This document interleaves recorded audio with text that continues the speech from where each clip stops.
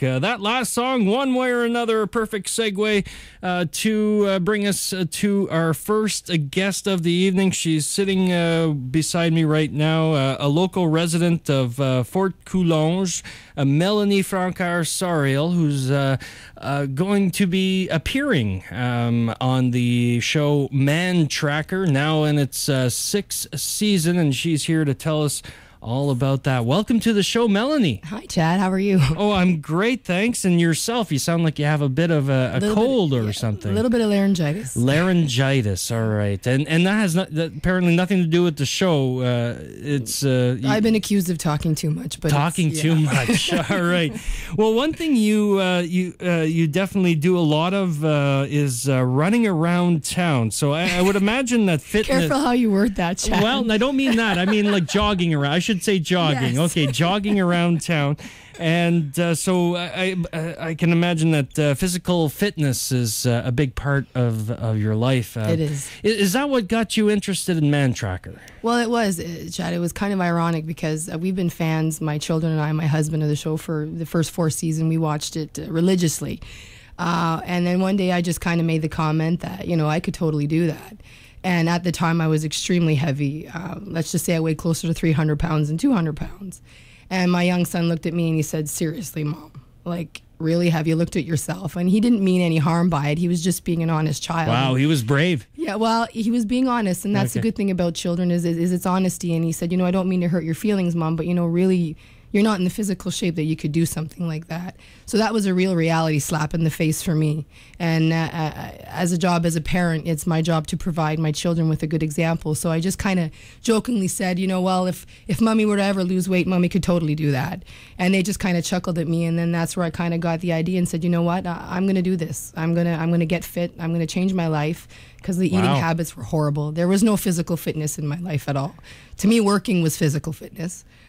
So then that's where I made the... So this show was the spark to get you on track to be in form the way you are. Wow, that's right, incredible. Well, thank you. Now, tell us about the show. Now, I was doing a little bit of some research. Unfortunately, I don't get that show through my satellite. I've got like digital light, the most basic you can get. So I didn't know much about the show. I looked it up this afternoon, and basically, from what I can understand, you correct me because I'm sure I don't have it completely. It's basically you go to some remote location and you start at point A and you need to get to point B. That's right. And the object is to get there before this guy called the Mantracker catches you. Precisely. All right. But there's several other things that could happen as well. All right. You could get hurt.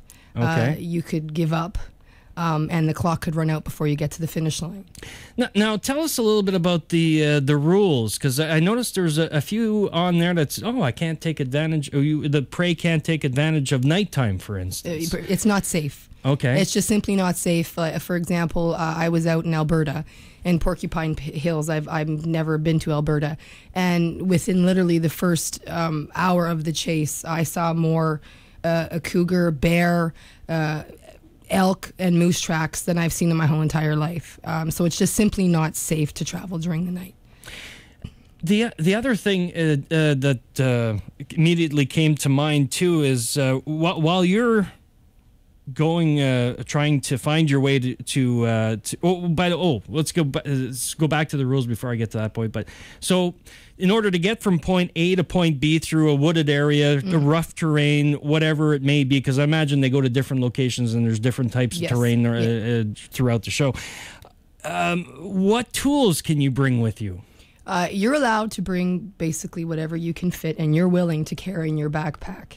It's your strategy. You bring as much food as you can carry, as much food as you want. First aid supplies. If you want to bring a tent, then you can do that. What they give you is they give you a map with your finishing coordinates, and you have to bring a compass, and you have to know how to read that compass.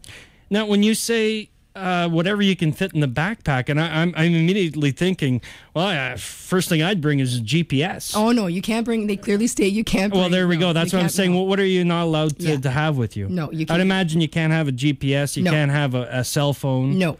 No electronic devices whatsoever. No electronic devices whatsoever. Correct. All right. Okay. But you're allowed to bring like a survival knife. You can bring a survival knife. You can lighter.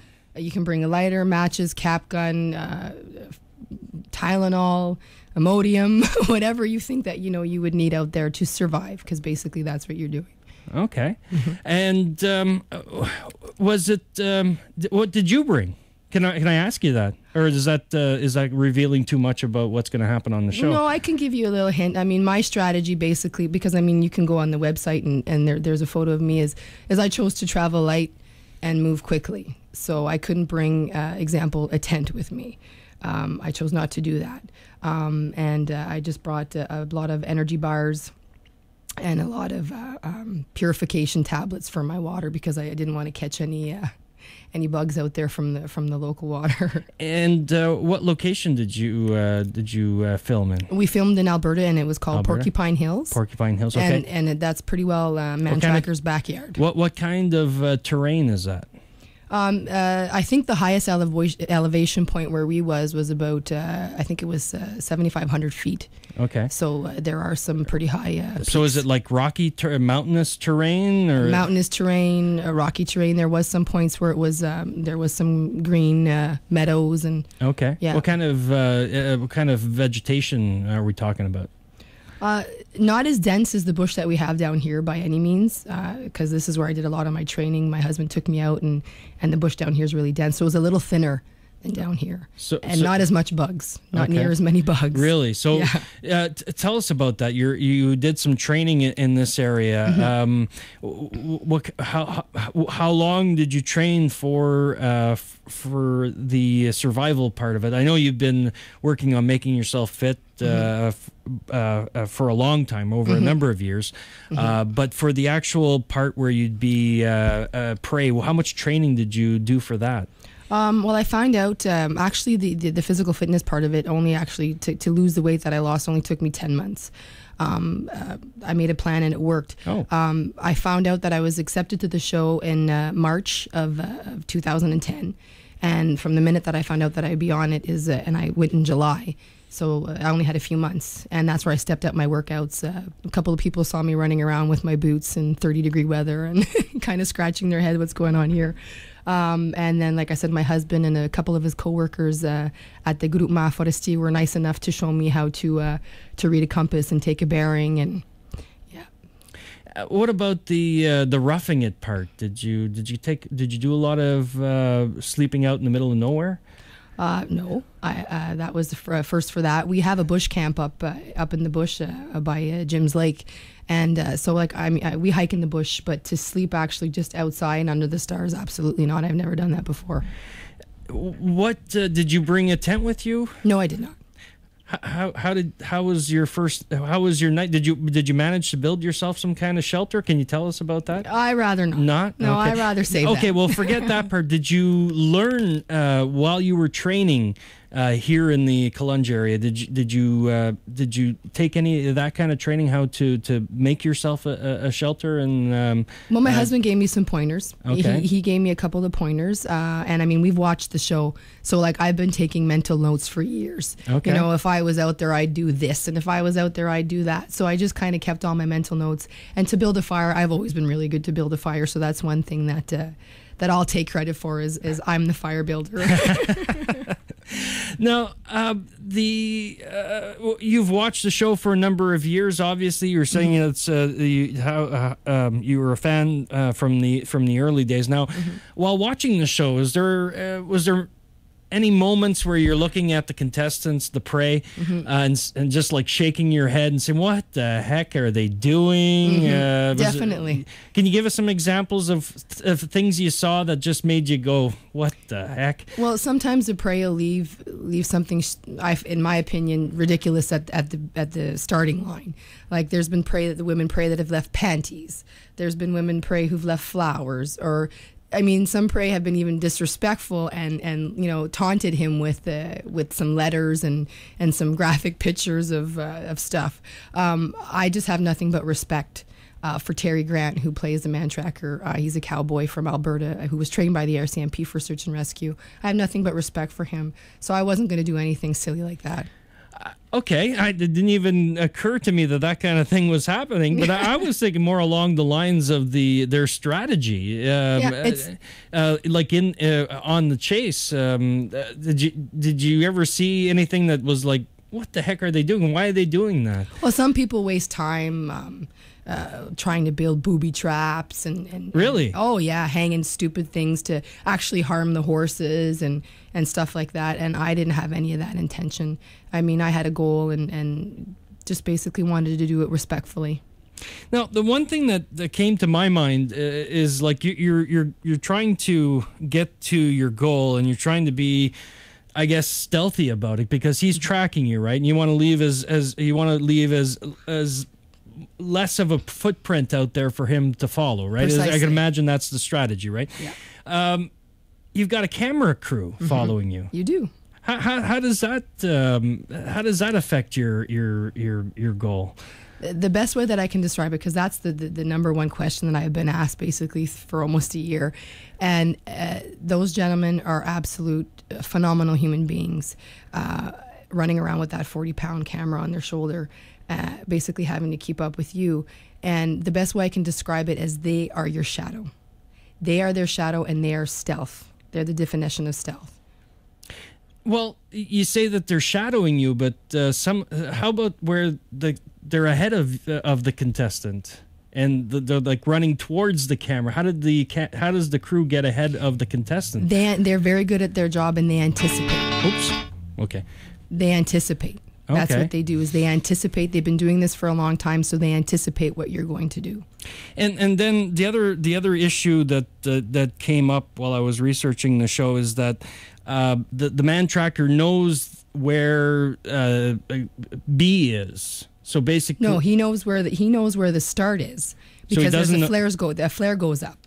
Okay. And you have a 2 kilometer advantage. Okay. But I mean, they're on horseback, so 2 kilometers isn't a hell of a lot. He doesn't know where you're trying to reach? No. He has no idea where the finish line is. He has no... Okay, well, there we go. So I was just reading what... So that was one of the issues that was brought up, but as you say, it's not an issue because he doesn't know where. But he has a local guide, somebody familiar from that area, and they're known as the sidekick, that is helping him as well. And what basically is the goal? Is it just a location? Are you trying to reach something in particular? It's just to get exactly what you said, from point A to point B without getting caught. Okay. And is there... do you win anything if you manage to do that? If you manage to win, it's just pure bragging rights. Pure bragging rights. Pure bragging rights, Chad. Okay, yeah. So it's just to say, and you can't say right now until. No, I can't. You can't. I can't. You can't give us a hint. I've had money thrown at me. Oh, really? I've had drinks thrown at me. But the husband, the children, even the mother that gave birth to me, Chad, has no idea. So. People who are familiar with the show, are they going to see you maybe using some tricks that other people hadn't thought of before? Possibly. Possibly? Possibly. Okay. I'm somebody who, like, I love life and I love humor, and I don't use any foul language at all. So there shouldn't be any beeping. And I'm being very sarcastic when I say that. Okay. Is beeping something that happens often on the show? Oh, yes, quite frequently. Because, I mean, it's my friends and family will see a side of me, Chad, that they've never seen before. I'm not somebody that's intimidated very easily. But I can tell you that I experience pure and utter fear on levels that I've never, ever experienced before in my life. And the adrenaline rush was just, like, phenomenal. Having somebody stalking you and somebody chasing you and hearing the horses, it was just absolute pure adrenaline. Well, it sounds like an exciting... how long is the show? 1 hour? It's 1 hour. 1 hour, and it lasted how many hours for you? That would give things away, Chad. Oh, well, no, but isn't that part of the show? Isn't it you have to get from point A to point B in a certain amount of time? In a certain amount of time. Oh, okay, but I can reveal that it's what, a 36-hour within 30. It depends on the show, but generally, usually 36 to 40 hours. Yeah. Okay, and they edit that down to 1 hour, so it's basically a lot longer than what we're going to see. Yeah. And the show is going to be aired on Sunday. On Sunday at 9 p.m. on OLN. OLN at 9 p.m. and I can say that, to all those die-hard Mantracker fans, that something did happen to me and my partner out there that's never happened on any other Mantracker before. Oh. So that's for you die-hard Mantracker fans, a little tidbit, yeah. All right. So it sounds interesting. So you were telling me that if for people who don't have this channel, if they have satellite or cable or whatever, they can order this package, Yeah, I think it's $5. $5 extra. Yeah, they can go to their cable. And I'd also like to thank the Brick in Pembroke for loaning me a beautiful LED screen TV for the event. We're having a small personal friends and family viewing, but I encourage everybody to get together and have their own Mantracker parties. It's going to be pretty awesome. All right. Well, thank you very much, Melanie, for joining the show. It's been thank you, Chad. Made the show sound very interesting to me. Do you have any requests? I didn't mean to put you on the spot. you were so full of answers for me before. Do you play hip hop? Sure, for you I'll do that. I love Snoop. I love the song Sweat. That's my favorite workout song. All right, not a problem. I'm sure Chantel has made sure that this is in. Maybe not. Snoop Dogg? Snoop Dogg. Yeah, I don't know if we have very much. Let's see here. It's a great workout song. Get you sweating. Snoop Dogg. I've got California Girls. Drop It Like It's Hot. Gangsta Love. No, Sweat. No. You pick, Chad. Oh, man. Isn't there a song that came out, what was it, in the 90s? Another good workout song I love is AC/DC Thunderstruck. Oh, that's no problem. We can do that. Good one, All right, we'll go with that. Well, thank you very much, Melanie. And do you have any aspirations to appear on any other reality shows? Are we going to see you on Fear Factor or something like that? I would love to get on Survivor. That would be a dream come true. But I'm right now I'm running a marathon on the 28th for cancer research. So awesome. My goal is just to keep on doing positive things and encourage everybody else to get fit. And I mean, this life is just a one-time ride, so you got to enjoy every minute of it. Great advice. Yep. Thank you. Thank you.